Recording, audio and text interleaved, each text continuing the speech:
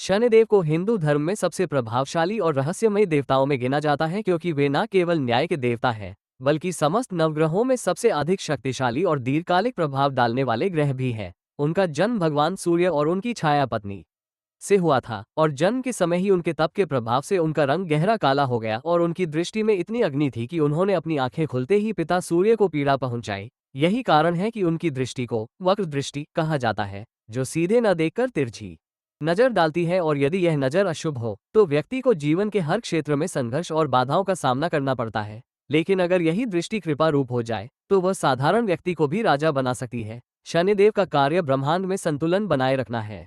वे किसी की भक्ति, धन या प्रभाव से प्रभावित नहीं होते। उनका मानना है कि हर प्राणी को उसके कर्मों का फल अवश्य मिलना चाहिए, और इसीलिए वे मानव जीवन में आत्म परीक्षा, आत्मशुद्धि और आत्मविकास की प्रक्रिया को तीव्र और स्पष्ट रूप से संचालित करते हैं। जब किसी व्यक्ति की कुंडली में शनि की 7.5 साल या ढाई 2.5 साल आती है, तब वो समय सबसे कठिन लेकिन सबसे अधिक परिवर्तनकारी होता है। इस दौरान व्यक्ति को मानसिक, आर्थिक, सामाजिक और भावनात्मक सभी स्तरों पर परीक्षा देनी पड़ती है, और यह परीक्षा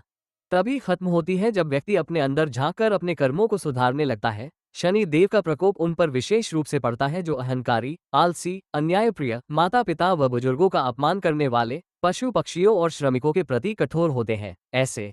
लोगों को शनिदेव न केवल दंडित करते हैं, बल्कि उन्हें जीवन में बार बार गिरा कर सिखाते हैं कि सच्चा धर्म क्या है। वहीं दूसरी ओर जो लोग सच्चे मन से मेहनत करते हैं, दूसरों की सहायता करते हैं, सत्य और धर्म का पालन करते हैं, उनके लिए शनिदेव वरदान बन जाते हैं और उनके जीवन में तरक्की, सम्मान और स्थायित्व का द्वार खोलते हैं। शनिदेव को प्रसन्न करने के लिए शनिवार के दिन काले तिल, सरसों के तेल, लोहे, काली वस्तुओं का दान करना, पीपल के वृक्ष की पूजा करना, शनि स्तोत्र, शनि चालीसा और हनुमान चालीसा का पाठ करना अत्यंत लाभकारी माना गया है, क्योंकि हनुमान जी की भक्ति से शनि शांत रहते हैं। और कहा जाता है कि जब शनिदेव लंका में हनुमान जी के द्वारा बंधे तो उन्होंने वचन दिया कि वे उनके भक्तों को कष्ट नहीं देंगे। रामायण में भगवान श्रीराम के जीवन में आने वाला वनवास और कठिनाइयां भी शनि की 7.5 का परिणाम मानी जाती हैं, और महाभारत में कौरवों की कुंडली में स्थित अशुभ शनि ने उन्हें अधर्म की राह पर ले जाकर अंततः विनाश के द्वार पर खड़ा कर दिया। यही नहीं, रावण ने जब शनि को बंदी बनाकर आकाश में उल्टा लटका दिया, तब शनिदेव ने उसे श्राप दिया था कि उसकी लंका एक दिन जल जाएगी और उसका वंश नष्ट हो जाएगा, और वह श्राप भी सच्चा हुआ। शनिदेव की विशेषता यह है कि वे किसी से शत्रुता नहीं रखते, बल्कि हर व्यक्ति को उसके कर्मों के अनुसार ही परिणाम देते हैं, और जो भी व्यक्ति उनके